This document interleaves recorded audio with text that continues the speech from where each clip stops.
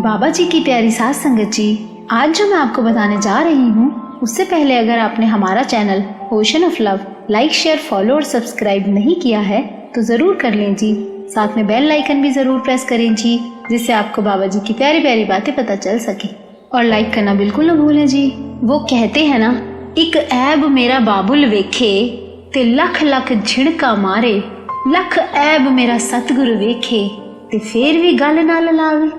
सास संगत जी, आज जो मैं आपको बातें बताने जा रही हूँ वो सुनकर आपकी रूह कांप जाएगी कि हमें एक एक करनी का हिसाब ऐसे देना पड़ता है। ये जरा सी बीमारी भी क्यों आई, इतनी गरीबी और परेशानी क्यों आई, ऐसे ऐसे सवालों के जवाब आज आप सबको मिलेंगे। तो ये वीडियो पूरा जरूर सुनना, क्योंकि बाबा जी ने जो 2 बातों से चेताया है वो नहीं सुनेंगे तो बहुत ज्यादा पछताना पड़ेगा। पहले घटना सुनते हैं, फिर वो 2 बाबा जी की चेतावनी बताई जाएगी। सास संगत जी, ये जो घटना आपको बता रही हूँ इसमें बहुत सारी सीख देने वाली बातें हैं। एक बार एक साहूकार था, उसने एक नौकर रखा हुआ था। अब वो नौकर बहुत नेक नियत था, बहुत विश्वास पात्र था, इतना ईमानदार कि बिना किसी फायदे के दिल और आत्मा से अपने मालिक का ख्याल रखता। जैसे हमारे प्यारे बाबा जी के प्यारे सेवादार सच्चे मन से सेवा में दिन रात लगे रहते हैं, बिल्कुल वैसे ही वो नौकर अपने मालिक की दिल से सेवा में लगा रहता। अब उस साहूकार ने सोचा कि ये मेरा जो नौकर जब से आया है ये सब पर ध्यान रखता है, मेरी दुकान भी संभालता है और घर के भी सारे काम संभाल लेता है। इसके आने से मेरे दुकान का काम भी अच्छा हो गया है, क्यों ना इसकी तनख्वाह बढ़ा देता हूँ। अब धीरे धीरे उसकी तनख्वाह बढ़ाता जाता है। फिर उस साहूकार के मन में यह आया कि क्यों ना इसको अपने बिजनेस का पार्टनर बना लिया जाए। इतना ईमानदार इंसान कहाँ मिलेगा, वैसे भी सारा काम यही संभालता है और काम इतना बढ़ गया है, इसलिए इसको ही पार्टनर बनाऊंगा तो और मन लगा के काम करेगा। अब इस साहूकार ने उस नौकर को पार्टनर बना लिया, कागजात बनवा के साइन करवा लिए और वो नौकर अब पार्टनर बन गया। पर ना तो उस नौकर ने कभी अपनी तनख्वाह मांगी, ना पार्टनरशिप का हिस्सा। बस नौकर यही सोचता था, जब मुझे पैसे चाहिए होंगे तो ले लूंगा, या सेठ खुद दे देगा तो ले लूंगा। अब कुछ साल बीत गए। यह साहूकार सोचता है कि जरा हिसाब तो लगाऊं, कितने पैसे हो गए हैं इसके अब तक। जब साहूकार सालों का हिसाब लगाने बैठा तो हैरान हो गया कि इतना सारा पैसा मुझे इसको देना पड़ेगा, जबकि इसकी तनख्वाह भी थोड़ी थी और पार्टनरशिप के हिस्से की परसेंटेज भी थोड़ी थी। पर तब भी इतना ज्यादा उसके पैसे बैठ गए कि साहूकार हैरान होता जा रहा था। अब साहूकार सोचता है कि इतने सालों तक इस नौकर ने पैसा लिया ही नहीं और अब हिसाब लगाया कि इतना देना पड़ेगा। अब ये साहूकार घबरा गया, अब इसको लालच आ गया, परेशान भी है कि इतना पैसा कैसे दे दूं, इसका तो कुछ करना ही पड़ेगा। थोड़े थोड़े में तो पता नहीं चलता, पर इतना बड़ा हैरान कर देने वाला बकाया कैसे दे दूं, सोचों में पड़ा हुआ है कि अचानक नौकर की एक दिन तबीयत खराब हो गई। अब जिस डॉक्टर को बुलवाया तो उस डॉक्टर को 500 रुपए रिश्वत दे दी। सास संगत जी, उस वक्त 500 रुपए की भी बहुत ज्यादा वैल्यू होती थी और यह घटना एक कड़ी को दूसरी कड़ी से जोड़ती जा रही है। एक एक पात्र क्या शिक्षा दे के जाएगा, सुनकर आप हैरान रह जाओगे। सास संगत जी, अब इस साहूकार ने उस डॉक्टर को 500 रुपए रिश्वत देकर कहा कि मेरे इस नौकर को जहर का इंजेक्शन देकर मार दे, जिससे नौकर को इतना पैसा ना देना पड़े। ये नौकर मर जाएगा तो पैसा बच जाएगा। अब क्या हुआ, नौकर मर गया। कुछ समय बाद इस साहूकार के यहाँ एक बच्चे ने जन्म लिया, बेटा पैदा हुआ।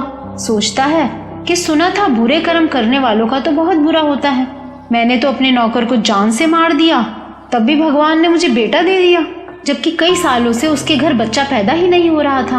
अब ये आदमी बड़ा खुश। सास संगत जी, बड़े ध्यान से सुनना कि आगे क्या क्या होने वाला है। अब इस साहूकार का बेटा 23-24 साल का हुआ तो बेटे की शादी करवाई, पूरा परिवार बहुत खुश। अब जैसे ही शादी करके बेटा बहू को घर लाया तो बेटे के पेट में बड़ी तेज दर्द हुआ कि बस वहीं लेट गया। बहुत चिल्लाया, वैद्य बुलाए गए, बड़े बड़े डॉक्टर बुलाए गए, कई घंटे हो गए, पर दर्द ठीक होने का नाम ही नहीं ले रहा था। दिन बीतते गए, महीने बीतते गए, बहुत महंगे से महंगा डॉक्टर, बड़े से बड़े वैद्य बुलाए गए, पर कुछ नहीं हुआ। इतना इलाज चला कि उस साहूकार का सारा पैसा ही खत्म हो गया। डॉक्टर ने जवाब दे दिया, अब ये तेरा बेटा नहीं बचेगा। रात हुई, वो साहूकार अपने बेटे के पास उदास बैठा है कि अब ये नहीं बचेगा। अचानक इस साहूकार के कानों में एक आवाज आई, मालिक पहचाना? वो साहूकार हैरान कि ये तो उसके नौकर की आवाज है। आवाज फिर आई, मालिक पहचाना? और वो आवाज बेटे के अंदर से आ रही थी। बेटा बोला, मैं तुम्हारा बेटा नहीं, मैं तो तुम्हारा नौकर हूँ, अपना हिसाब पूरा करने आया था। जितने पैसे मेरे तुम्हारे पास रखे थे वो सब खर्च करवा दिए, अब मैं जा रहा हूँ। और फिर वो नौकर एक एक बात खोल के बताता है। साथ संगत जी, यहाँ साहूकार और डॉक्टर ने तो माड़े कर्म किए ही थे, पर इस नौकर की भी बहुत बड़ी गलती थी। सुनकर हैरान हो जाओगे। घटना के अनुसार सबका चिट्ठा खुलना शुरू हुआ ऐसे। नौकर बोला कि मालिक, तुमने डॉक्टर को 500 रुपए रिश्वत देके मुझे जहर का इंजेक्शन देके मरवा दिया, मैं उसका हिसाब पूरा करने आया था। अब वो साहूकार जोर जोर से रो पड़ा और उसको सोझी आ गई, मेरी करनी का हिसाब मैं अपनी जिंदगी के आखिरी पड़ाव में दे रहा हूँ। फिर वो नौकर बोला, ये तो कुछ भी नहीं, ये तो मैंने अपना हिसाब पूरा किया है, अभी तो आपको इसका ब्याज भी देना पड़ेगा। वो कैसे?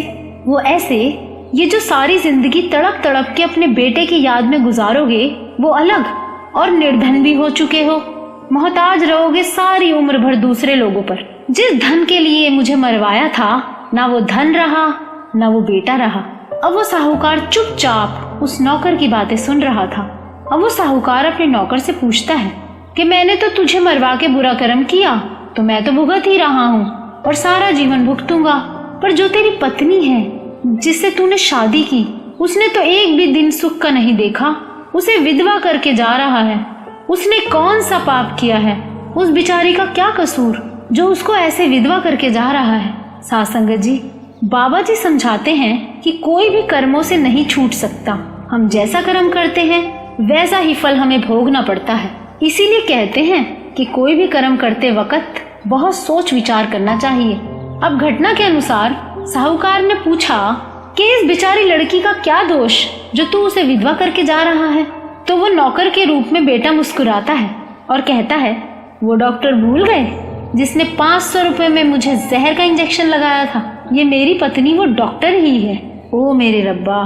अब ये पूरी घटना जब बाबा जी संगत को सुना रहे थे तो बाबा जी ने संगत से सवाल किया कि साहूकार को तो अपने कर्म की सजा मिली, उस डॉक्टर को भी अपने पाप की सजा मिली और सब एक ही परिवार में सदस्य बनकर भोगने आ गए, पर उस नौकर का क्या कसूर? उस नौकर को सजा क्यों मिली? साथ संगत जी सोचो, कितनी गहरी बात है। बेचारा नौकर जो इतना ईमानदार, कभी किसी का बुरा नहीं किया, फिर भी उसके साथ बुरा हुआ। क्यों हुआ? साथ संगत जी सोचने बैठोगे तो उम्र बीत जाएगी, पर सोच ही नहीं पाओगे कि बाबा जी ने इसका क्या जवाब दिया। ऐसे सवाल का जवाब सिर्फ परमात्मा के पास ही होता है और बाबा जी तो खुद रब हैं। तो बाबा जी ने संगत से ये सवाल करने के बाद जो जवाब दिया सुनकर हैरान रह जाओगे। ध्यान से सुनना बाबा जी ने क्या कहा। बाबा जी ने कहा, न साहूकार की न डॉक्टर की इतनी बड़ी गलती थी जितनी बड़ी गलती उस नौकर की थी, और वो गलती थी कि उसने बड़े मन से सेवा की, वो भी एक इंसान की। जबकि सच्चे दिल से सेवा किनकी की जाती है? प्यारे सतगुरु की। सतगुरु को छोड़कर किसी की भी दिल से सेवा करके देख लो, आखिर में दर्द न मिले तो कहना, और ऐसा दर्द मिलेगा कि झेल ही नहीं पाओगे। किसी इंसान की वडियाई भी कर दी अगर, तो कुछ समय बाद उसी इंसान की निंदा नहीं की तो कहना, निंदा करने पर मजबूर हो जाओगे। हालांकि निंदा की बाणी में सख्त मनाही है, पर अंदर ही अंदर पछताओगे कि हाय रब्बा, तुआडे तो दूर होके की खटिया, ये सब मझधार में छोड़ के जाएंगे। फिर रोते हुए एक आवाज अपने सतगुरु को देना, एक सेकंड में ना आए तुआडा सोना सतगुरु तो कहना।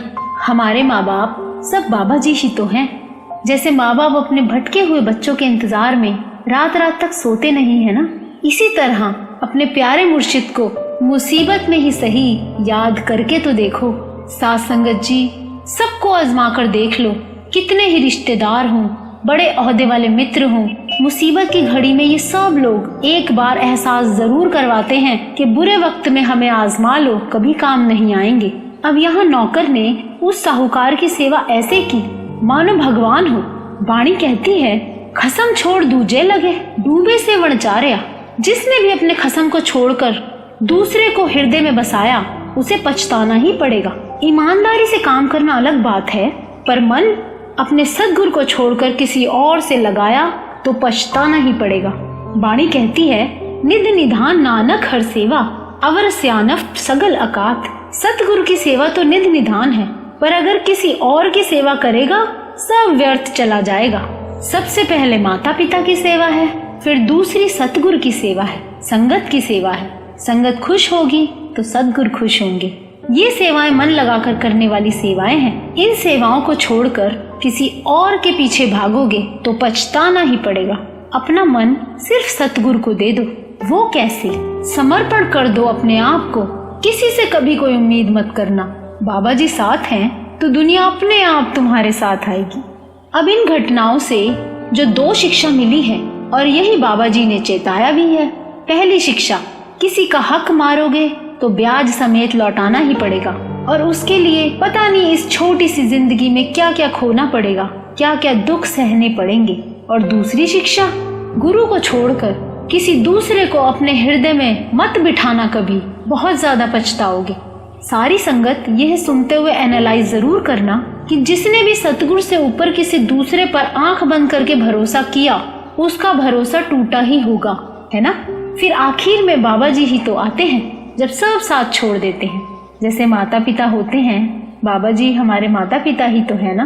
बच्चा बेझिझक अपने माँ बाप से ही तो हक जताता है ना, तो हम क्यों गैरों के पीछे भागते हैं। हमारे प्यारे बाबा जी हमारे माँ बाप हैं, पूरे हक से बात किया करो अपने प्यारे बाबा जी से। वो कहते हैं ना, जिसदा साहिब डाडा होए उसनु मार ना सके कोई।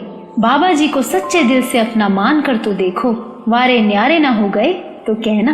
तो बाबा जी की प्यारी साथ संगत जी, अगर आपको ये वीडियो अच्छा लगा हो तो लाइक जरूर करना जी, और इस वीडियो को इतना शेयर करना कि सबको दिखना चाहिए कि हम किन के बच्चे हैं, और इस चैनल को सब्सक्राइब भी जरूर करना जी।